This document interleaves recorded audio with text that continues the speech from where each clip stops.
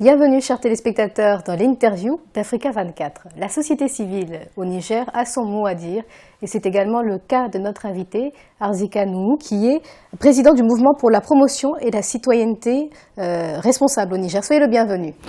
Je vous remercie. Alors, vous avez devant vous des questions qui vous sont adressées. Est-ce que vous pouvez lire à voix haute la première pour qu'on en parle? Ah oui? Une devinette alors? Une question. Oui. Le coût de la vie est-il plus élevé au Niger en 2016 qu'en 2011? Ah oui, c'est évident. Il est effectivement plus élevé en 2016 aujourd'hui qu'en 2011. C'est évident et c'est là pour plusieurs raisons. En raison de l'inflation, j'allais dire l'inflation galopante qui s'est démultipliée dans tous les différents secteurs de la vie économique. Elle est liée à quoi cette inflation? Cette inflation, en fait, à mon avis, elle est liée à plusieurs facteurs. Il y a effectivement deux choses qu'on peut noter. La première, c'est que du point de vue de la qualité de vie des citoyens, il y a un niveau, j'allais dire, assez préoccupant de la pauvreté qui nous maintient toujours dans la situation de l'incapacité de satisfaire nos besoins. Comment on a au quotidien. Ça, c'est sur le plan alimentaire, mais il n'y a pas que l'alimentation. L'homme ne vit pas que de manger, l'homme vit de beaucoup d'autres choses.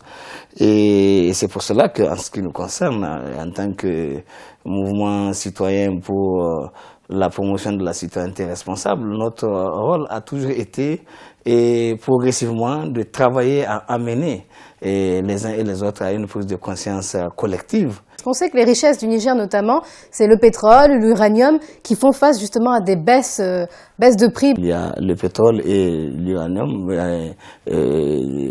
qui ont connu ces derniers temps quelques fléchissements du point de vue de leur prix. Mais actuellement, ce n'est pas encore, ça ne nous a pas encore concernés. Durant les 5 dernières années, le Niger n'a pas été concerné par la baisse de prix à l'international, étant entendu que le produit que nous avons, c'est un produit local.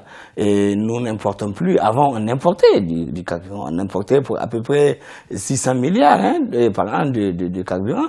Mais maintenant, depuis que nous avons commencé à produire notre pétrole, et pour l'essentiel, donc c'est ça que nous consommons. Donc, ce qui fait que du point de vue de la balance de paiement, on peut noter qu'il y a une relative amélioration par rapport à notre pays parce qu'il paye moins qu'il ne faisait avant. Mieux, on a même des rentrées de devises nouvelles liées à la commercialisation de ces produits pétroliers et plus ou moins à la même quantité que celle que nous consommons ici. Donc, ce qui fait que on peut dire globalement sur les 5 dernières années, le pays a connu et substantiellement une amélioration de sa capacité financière en termes de revenus encaissés.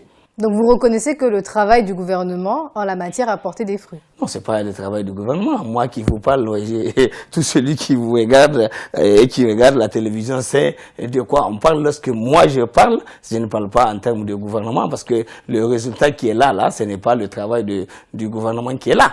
Le gouvernement qui est là, d'ailleurs, n'a même pas cru que le pétrole avait été possible comment on appelle ça, d'être exploité au Niger, au moment où l'idée de l'exploiter avait été engagée. Donc c'est le gouvernement précédent? Et bien sûr que c'est le travail. Ils sont venus, la chance qu'ils ont eue, et c'est pour cela que nous considérons que c'est leur chance. Ils ont eu la chance d'arriver juste à un moment où le pétrole était devenu disponible au Niger et qu'il n'y avait plus la possibilité on avait la possibilité d'éviter de l'acheter de l'extérieur. Donc c'est un concours de circonstances. Donc pour eux c'est une chance. Et c'est pour ça que je pense que ça doit pouvoir même normalement les amener à avoir moins de comment on appelle ça, de l'autosatisfaction par rapport à la question de la mesure où tout simplement, vous savez, bon, comme on dit, l'État c'est la continuité. Et nous estimons que globalement notre pays a avancé, il a enregistré une avancée significative du point de vue de sa capacité en termes de mobilisation des ressources, au point où aujourd'hui on peut dire qu'il y a eu beaucoup de rentrées d'argent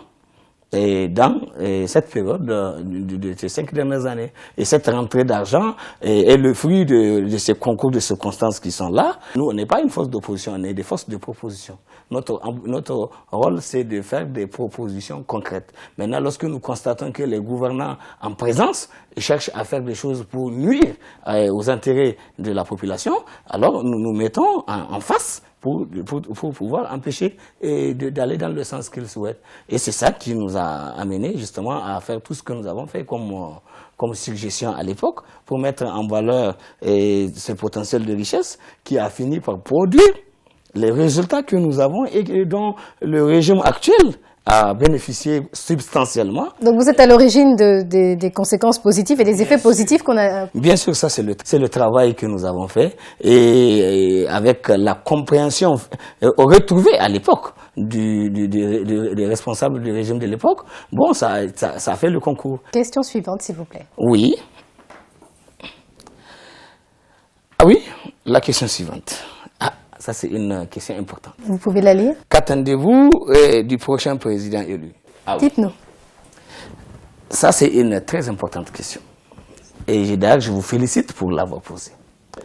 En ce qui nous concerne, au niveau de notre cadre d'action société civile, ce que nous attendons du prochain président de la République élu et de notre pays, c'est qu'il soit un véritable président de République, qui puisse jouer le rôle attendu de lui, conformément aux dispositions de notre Constitution. Notre Constitution a été suffisamment précise et claire pour demander au président de la République d'assumer un certain nombre de rôles sur la base des prérogatives qui lui ont été conférées et de s'empêcher d'observer un certain nombre de comportements sur la base des injonctions qui ont été données dans la Constitution. Quel comportement? Ces comportements, nous avons par exemple dans notre Constitution, il est dit clairement que le président de la République, il est le chef de l'État. Et dans son rôle de chef de l'État, il est le chef de l'administration. Dans son rôle de chef de l'État, il est le chef des armées. Dans son rôle de chef de l'État, il est le président du Conseil supérieur de la magistrature. Et le tout, placé, le gouvernement qui détermine et conduit la politique de la nation, est placé sous son autorité dans le cadre de l'instance de décision du gouvernement qui est le Conseil des ministres. Parce que le président de la République est président du Conseil des ministres. Le président de la République de notre Constitution, il a été souhaité et voulu qu'il soit le président de tous les Nigériens.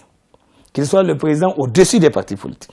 Qu'il soit le président qui soit le garant de l'indépendance nationale, de l'intégrité du territoire, qu'il soit le président qui soit le garant du respect de la Constitution qu'il doit commencer par respecter lui-même, et le président qui puisse garantir le fonctionnement régulier des pouvoirs publics et la continuité de l'État. Et lorsque vous voyez les candidats à l'élection présidentielle, est-ce que vous avez le sentiment que certains d'entre eux, justement, pourraient remplir tous les critères que vous venez de citer? Le prochain président de la République que nous souhaitons et que nous voulons dans notre pays, il doit être capable de ce que je viens de dire.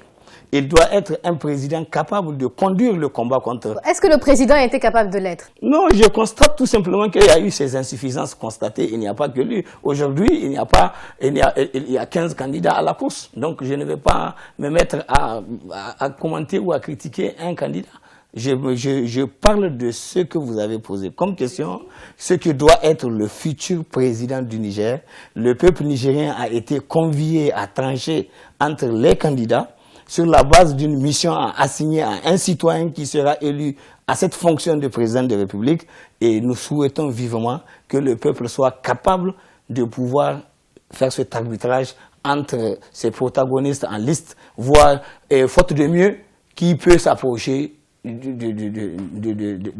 ce qu'on peut attendre. Juste en tant que citoyen, est-ce que vous appartenez à un parti politique? Pas du tout. Non? Pas du tout. Moi, je suis acteur de la société civile. J'ai choisi, mon parti, c'est le Niger.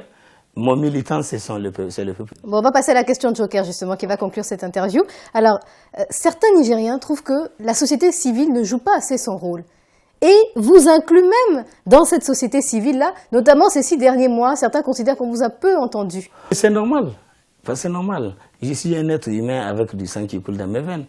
Et il se trouve que j'ai été éprouvé par la volonté de Dieu à être malade. Et je viens juste de revenir des soins médicaux il y a à peine une dizaine de jours. Et vous êtes les premiers à qui j'accorde le bénéfice de ma première interview.